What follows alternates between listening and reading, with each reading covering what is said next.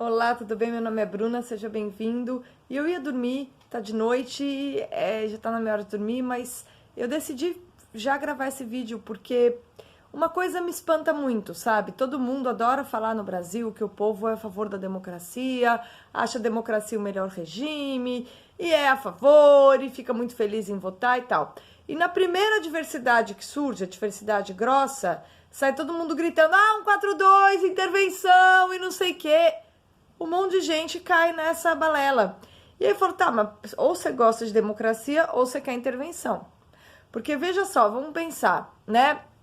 O pessoal aí tá falando, nossa, não, mas o Bolsonaro não consegue fazer nada, porque o Congresso travou, agora é um parlamentarismo branco. Não é um parlamentarismo branco, né? Eu tava lendo um artigo de um advogado hoje à tarde, ele falou, não, é um golpe parlamentar mesmo. E eu achei adequada a expressão que ele usou, né? Porque, de fato, a gente tem uma Constituição totalmente inadequada, que não funciona com o presidencialismo, porque ela é feita para o parlamentarismo, é uma Constituição interventora e, para piorar, é um documento que ele é muito bom para o legislativo, ele é maravilhoso, então, para a Câmara, para o Senado, ele é maravilhoso para o judiciário, mas ele não é bom para nós, para o povo, né? Ele não é bom para nós. Há restrições ali para convocação de referendo, não somos nós que decidimos, né? Isso tem que ser aprovado pelo Congresso. Então, assim, não é uma carta, não é um documento bom para nós. Todo mundo adora elogiar a Constituição, mas quem que elogia a Constituição, se vocês forem reparar, são os próprios políticos, porque ela é muito boa para eles, ela protege pra caramba os parlamentares. Ou seja, ela tira o protagonismo do povo, tá? Tem o artigo 1º, mas para que a gente exerça o artigo 1º, a gente tem que ter muita energia, porque tem que ficar fazendo pressão, pressão, pressão, e pôr o pé na porta, né? Porque não tem, assim, mecanismos mais práticos que não exijam tanta energia de nós para a gente exercer diretamente o poder, né? Que o melhor meio seria por meio de plebiscito e referendo. Mas como é que a gente vai fazer se tem que passar pela Câmara? Então, é difícil.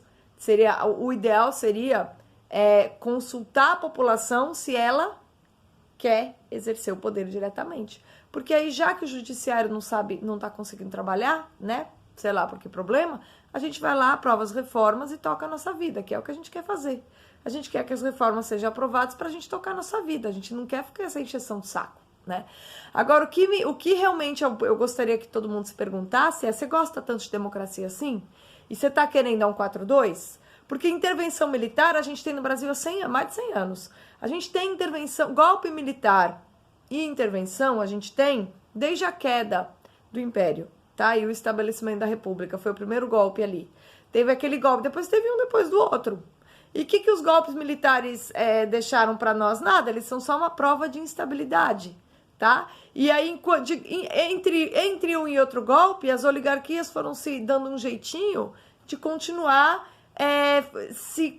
tendo uma relação de aliança com os agentes do Estado para que ela continuasse se beneficiando de medidas intervencionistas que matassem a concorrência para que o Brasil ficasse com essa economiazinha vagabunda de oligopólio e o capitalismo não se desenvolvesse aqui. Não tendo capitalismo, você não tem liberdade, você não tem conquista da prosperidade por parte de cada indivíduo, né? Que por meio da propriedade privada e da liberdade, ele garante a sua dignidade e a sua participação no destino da sua própria vida, tá? A gente nunca teve isso aqui. Então, o Brasil, a gente nunca, nos últimos 120 anos, você não tem ambiente democrático no Brasil, você tem um ambiente profundamente autoritário. O que muda é a forma desse autoritarismo, mas o que permanece é a presença das oligarquias, dos oligopólios, dos monopólios, assediando de alguma maneira o governo para garantir a concentração de poder e de riqueza que tradicionalmente ele se arrogou. É isso que a gente tem. E aí, se o pessoal pega e começa a gritar e falar, não, vai, 142, 142, por que você tá fazendo isso? Você está realmente abandonando a lealdade a um presidente que realmente está do nosso lado, tá? Que o Bolsonaro está do nosso lado. Ele respeita o povo. Você está abrindo mão desse presidente, porque 142 vai ter que convocar novas eleições, vai interromper o governo. Aí a pessoa, não, mas a gente elege o Moro e põe ele lá para ajudar. Não. Que garantia você tem que o Moro vai ser eleito?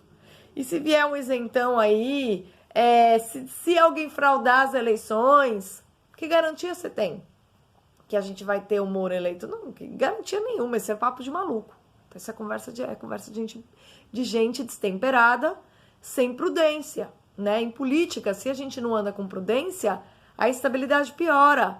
Então, assim, a gente já vive um contexto de instabilidade, porque o Congresso é uma cova de leões, porque o que você tem ali é a esquerda querendo desgastar a imagem do governo, o centrão que sempre jogou para si, porque por centrão não estou me referindo a partidos especiais, estou me referindo à atitude fisiologista tradicional da política brasileira, ou seja, pessoas que se elegem para chegar lá e fazer o que bem entendem, jogar para si, usar um cargo público para obter vantagens privadas, né, para enriquecer, basicamente. Então, eles usam o Estado para enriquecer. Isso aí são os fisiologistas. São essas as pessoas que estão por trás, por exemplo, desse projeto de lei, que foi a última facada nas nossas costas da Câmara, desse projeto de lei que tira do presidente o poder dele nomear chefes para essas agências reguladoras. E o que são agências reguladoras?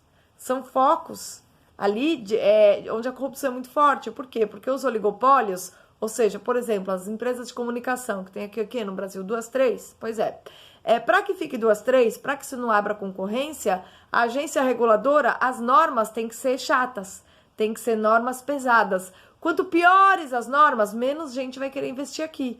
E aí, esses oligopólios detêm poder. E eles têm a clientela sem se esforçar em oferecer um serviço muito bom. Essa é a consequência. Então, quando o Centrão faz essa manobra aí, esse projeto, para tirar do presidente o poder de ele nomear pessoas para as agências reguladoras e eles dão para si próprios esse poder, o que eles estão fazendo? Eles estão fazendo uma gambiarra para resolver o problema do não loteamento dos ministérios, porque o Bolsonaro não loteou os ministérios, nomeou ministro com base em competência técnica e mérito, tá? Eles ficaram fulos da vida, não se conformaram, não engoliram isso até hoje e agora querem ir lá na carniça das agências reguladoras. Falaram, mas por ali dá pra gente fazer nosso negócio, vamos ali. Não deu pra pegar os ministérios, vamos por ali. Então, assim, na nossa cara, como se a gente não estivesse percebendo tudo isso, eles estão manobrando lá em cima para continuar essa vidinha vagabunda deles, né? Que é sugar a nossa energia, o nosso dinheiro, numa máquina estatal absurda, para continuar usurpando a nossa riqueza e a nossa promessa de prosperidade. Aí a gente fica pagando dívida para banco, os oligopólios dos bancos ficam felizes também, né? Então, assim, você tem uma série de pessoas para quem interessa que esse governo não dê certo, tá? Essas pessoas estão trabalhando forte.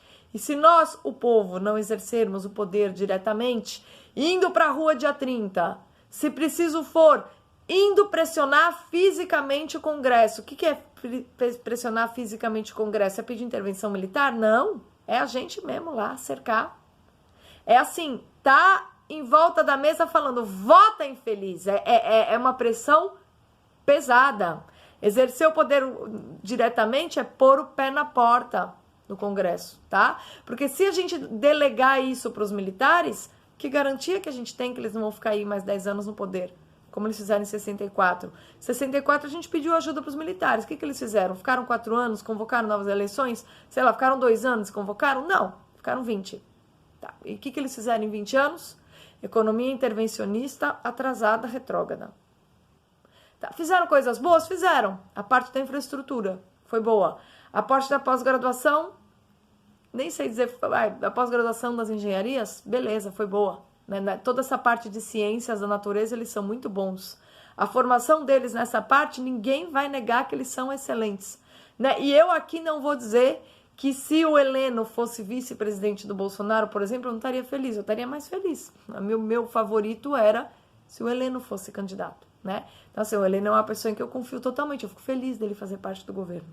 Mas, mesmo assim, porque eu defendo realmente que todo o poder emana do povo, eu não vou, nesse momento de adversidade, que eu tô vendo o parlamento dar um golpe no próprio presidente, eu não vou, nesse momento, sair pedindo o 142, porque isso é uma contradição, a gente tem que amadurecer, tá bom?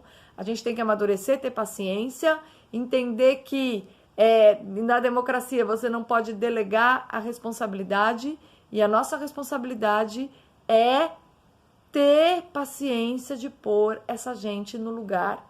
A gente tem que ajudar o Sérgio Moro, a gente tem que ajudar o Paulo Guedes, a gente tem que ajudar o Bolsonaro, referendando todos os ministros que ele nomeou, tá? A gente tem que ajudar, inclusive, os militares, mostrando para eles que tudo bem, eles podem exercer o seu papel de forças armadas. A gente sabe exercer o papel político. Nós, o povo, fazemos essa parte política. Eles cuidam ali do que cabe às Forças Armadas, né? E Forças Armadas, eles têm outras funções. E não pressionar parlamento, sabe? Não. A gente está há 120 anos tendo golpe militar no Brasil e não ajudou em nada. Porque o nosso problema é fundamental, é de sistema, é de estrutura política. A gente tem uma Constituição que é um lixo, que é de 88, e as anteriores não foram melhores. A melhor Constituição que a gente teve foi a de 1824. A melhor coisa que a gente teria a fazer seria um amplo movimento pedindo a substituição da Constituição. Aí a gente vence o problema da estabilidade. Aí a gente vence. Mas tem que ter maturidade, paciência e, sobretudo, confiança na democracia. Se a gente não tiver isso, não adianta ficar aí respondendo em pesquisa de opinião que a gente é a favor da democracia. Tem que mostrar na prática, tá? Com paciência e identificando o problema. Qual é o problema? É a instabilidade? Porque a gente tem uma Constituição ruim que gera instabilidade? Beleza. Vamos então nos unir por um grande movimento popular solicitando a imediata substituição da Constituição, certo? Isso é um caminho melhor, né? Sem ruptura, sem atos revolucionários, com prudência, sem esses rompimentos bruscos, sem golpe, sem como é que se diz? Sem intervenção, sem delegar para as Forças Armadas um papel que eles nem querem exercer, porque eles têm mais o que fazer, né? A gente já tem um governo eleito. Vamos deixar que esse governo trabalhe e continuar apoiando. E assim, se for para fazer um movimento popular para realmente superar o problema de estabilidade, a gente precisa de uma nova Constituição e não de uma intervenção militar. Então vamos pensar com um pouco mais de calma e sem ficar desesperado e delegar os nossos problemas para outras pessoas, tá? O Brasil é nosso, o Brasil é um problema e esse problema é nosso. A gente vai ter que resolver isso sozinho, certo? Isso é maturidade política. O resto é criancice, choramingo e fraqueza, beleza? Obrigada pela companhia, até a próxima.